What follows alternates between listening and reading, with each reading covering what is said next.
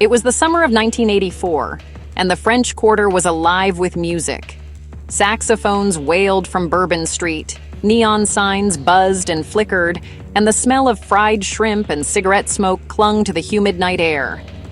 But if you slipped off the main strip, down into the narrow cobblestone alleys where the street lamps barely worked, the Quarter felt like another world. Older, darker. Locals swore that after midnight, the city belonged to something else.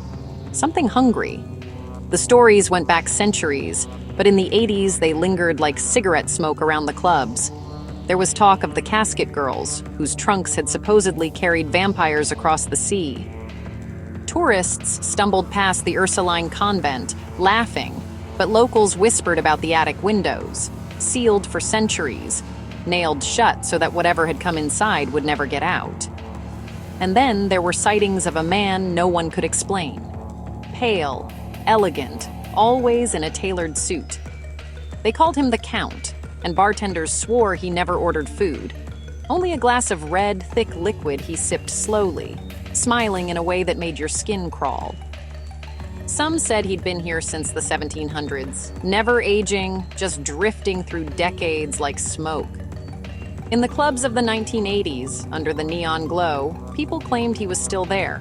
Just another face in the crowd. Too perfect, too timeless. But the story that really chilled the Quarter was about the Carter brothers. By the 1930s, they were caught draining blood from their victims in a shabby apartment nearby. When the state executed them, the legend says their bodies didn't rot. In the 80s, kids dared each other to sneak into the old building, swearing they saw shadows moving where no one lived, heard whispers in the stairwell when it should have been silent. By the mid-80s, the vampire subculture had already taken root.